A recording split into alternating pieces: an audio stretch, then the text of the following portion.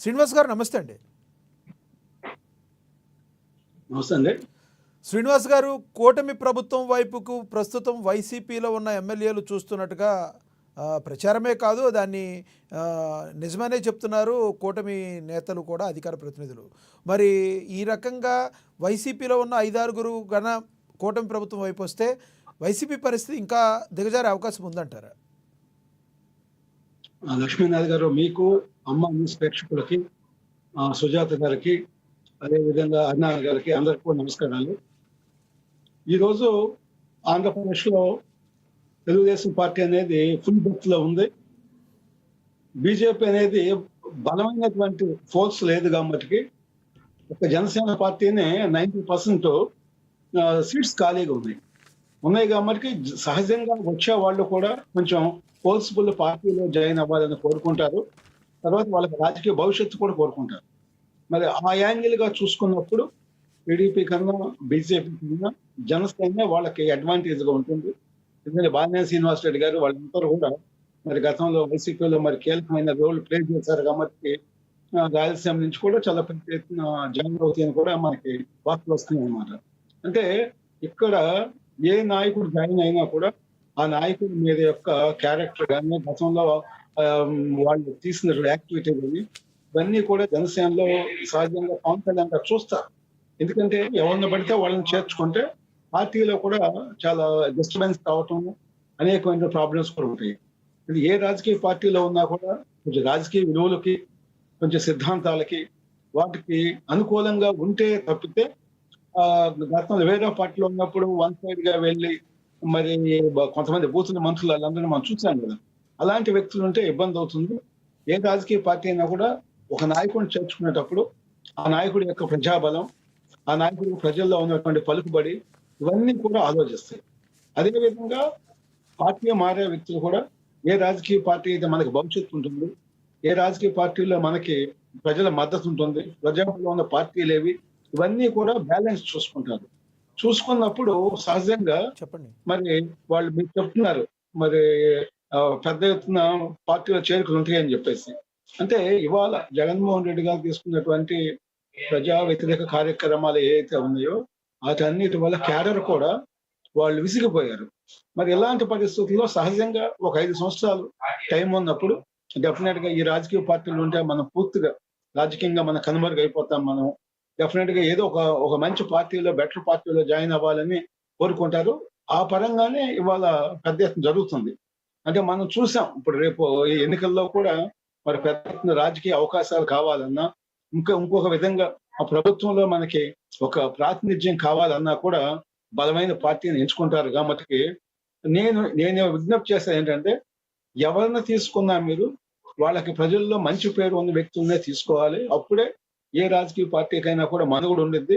లేకపోతే మరి ఎవరైతే కలుషితం అయిపోయి రాజకీయాల్లో ఎలాంటి వ్యక్తులు ఉంటే నష్టం జరుగుతుంది అని చెప్పేసి గతంలో వైసీపీకి ఏ విధంగా నష్టం జరిగిందో, మరి అలాంటి వ్యక్తులను కానీ పర్టికులర్ గా ఒక 10 మంది దాకా మనం చూసాం. మనం అలాంటి వ్యక్తులను తీసుకుంటే మటుకు డెఫినెట్ గా అది తెలుగుదేశం అవ్వచ్చు, జనసేన అవ్వచ్చు, బీజేపీ అవ్వచ్చు, పార్టీ నష్టపోతుంది.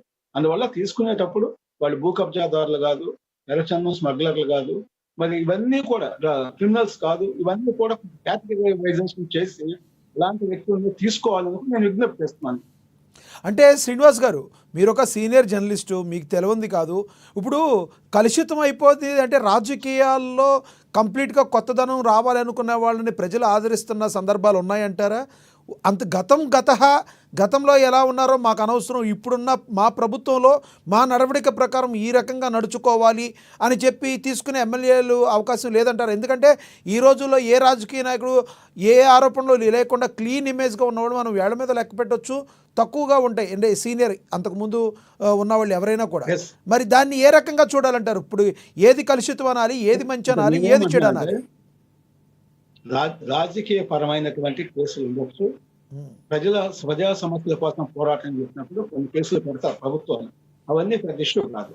ఇట్లా కాకుండా వ్యక్తిగతంగా భూ కబ్జాలు చేసి మరి మైనింగ్ ఇది కానీ ఇంకోటి కానీ అంటే ప్రజల మధ్యన విభేదాలు సృష్టిస్తాం కానీ, ఇవన్నీ కూడా ఎవరైతే యాంటీ సోషల్ ఎలిమెంట్స్ గా యాక్ట్ చేస్తారో అలాంటి వ్యక్తుల వల్లే ప్రమాదం.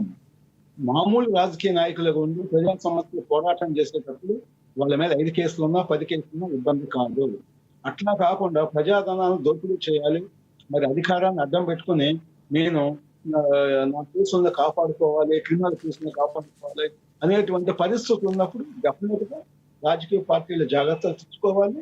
తీసుకోకపోతే మటుకు వాళ్ళు కూడా భారీ మూల్యం చెల్లించుకోవాల్సి వచ్చింది డెఫినెట్ గా అనమాట. ఇంకా దాని ఎఫెక్ట్ ఆ రాజకీయ పార్టీ మీద పడుతుంది. ఎవరు ఒక తప్పు చేసినా పవన్ కళ్యాణ్ గారు కానీ చంద్రబాబు నాయుడు గారు కానీ వాళ్ళని పిలిచి వార్నింగ్ ఇవ్వటం లేదా పార్టీ నుంచి వాళ్ళని తొలగించడం జరిగింది.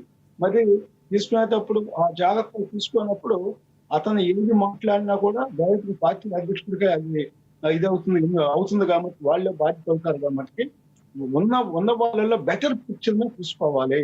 అంతేకాకుండా కొత్త రక్తం వస్తుంది, వాళ్ళని కూడా మనం గమనించుకోవాలి. యువతకు అవకాశాలు ఇవ్వాలి, మహిళలకి ముఖ్యంగా 33% అంటున్నాము ఈ నామినేటెడ్ పోస్టులు. అలాంటి వాళ్ళకి మహిళలకి మరి వేరే మహిళలు కానీ మరి తెలుగుదేశంలో కానీ బీజేపీలో కానీ మహిళలు ఎంతో మరి పోరాటాలు చేయడం వల్ల ఇక్కడ ప్రభుత్వం వచ్చింది. 164 సీట్లు రావటం అంటే ఆషామాషిగా రాలేదు. మహిళా పోరాటాలను కూడా మనం చూడాలి. మరి వాళ్ళకు కూడా పెద్ద ఎత్తున అవకాశాలు ఇవ్వాలి. కానీ ఇట్లా పార్టీ మారి ఇవాళ వచ్చి రేపు కొంతమంది మాకు పదవులు కావాలని చెప్పేసి ఇవన్నీ కూడా కండిషన్స్ పెడతారు. అయితే శ్రీనివాస్ గారు, ప్రధానంగా మీరు చూస్తూ ఉన్నారు ఈ మధ్య కాలంలో కూటమి ప్రభుత్వం రాయలసీమ మీద ఫోకస్ చేసినట్లుగా కూడా మనం చూస్తూ ఉండొచ్చు. ఎందుకంటే జరిగిన రోజుల్లో ఇప్పుడు టీడీపీ పార్టీ కావచ్చు, జనసేన పార్టీ కావచ్చు, రాయలసీమ మీద ఫోకస్ పెట్టింది. దానిలో భాగంగానే పొనంగనూరులో మన జరిగిన జనం కోసం జనసేన కార్యక్రమం కావచ్చు, దానిలో నాగబాబు గారు డైరెక్ట్గా పెద్దిరెడ్డి రామచంద్రారెడ్డిని ఆయన్ని టార్గెట్ చేసిన పరిస్థితి. మీ యొక్క క్రిమినల్ సామ్రాజ్యాన్ని ఎటువంటి పరిస్థితుల్లో ఊరుకునే ప్రసక్తే లేదని డైరెక్ట్గా గంధపు కాదా శాండిల్వుడ్ స్మగ్లర్ అని చెప్పి అన్నారు. శాండిల్వుడ్ స్మగ్లర్ అని చెప్పి డైరెక్ట్గా మాట్లాడిన మాటలు. ఇలాంటి మాటలను ఏ కోణంలో చూడాలంటారు? రానున్న రోజుల్లో రాయలసీమ మీద కూడా కూటమి ప్రభుత్వం ఫోకస్ చేసే అవకాశం ఉందా? అంటే డెఫినెట్ గా రాయలసీమ అని కాదు, అన్ని ప్రాంతాల్లో ఏ రాజకీయ పార్టీ అయినా కూడా పట్టు కోసం ప్రయత్నం చేయాలి. రాయలసీమ ఆంధ్రాను ఉత్తరాంధ్రాను కాదు. పెద్దిరెడ్డి గారి నుంచి వచ్చేసరికి మరి అడవిలోనే కొన్ని వందల ఎకరాలు ఆయన కబ్జా చేసి గెస్ట్ హౌస్ కట్టి కోట్లాది రూపాయలతో గెస్ట్ హౌస్ కట్టి నేను మా ఇంట్లో పని మనుషుల కోసం నేను కట్టానని చెప్పడం అనేది చాలా హాస్యాస్పదం. ఆయన పెద్దిరెడ్డి గారు మరి వాళ్ళ కుమారుడు చేసినటువంటి అరాచకాల మీద డెఫినెట్ గా దర్యాప్తు చేయాలి. చివరికి ఆర్డీఓ ఆఫీసుల ఫైల్స్ ను కూడా కొన్ని వేల ఎకరాలు కబ్జాలు చేసి బినామీల పేరుతో ఉండి ఆర్డీఓ ఆఫీసుల ఫైల్స్ ను కూడా తగలబెట్టించినటువంటి పరిస్థితి మనం చూస్తాం. ఏది ఏమైనా ఏ నాయకుడైనా ఏ స్థాయిలో ఉన్నా వాళ్ళ మీద చర్యలు తీసుకున్నప్పుడు మాత్రమే ప్రజలకి ఒక నమ్మకం ఏర్పడుతుంది. ఆయన మాజీ మంత్రులను, మాజీ ఎమ్మెల్యేను లేదా ప్రస్తుత ఎమ్మెల్యే అని చెప్పేసి మనం మేన వేషాలు లెక్క పెడితే ఇది రాష్ట్రానికి నష్టం. ఈ రాజకీయ పార్టీలు కాదు ఇక్కడ.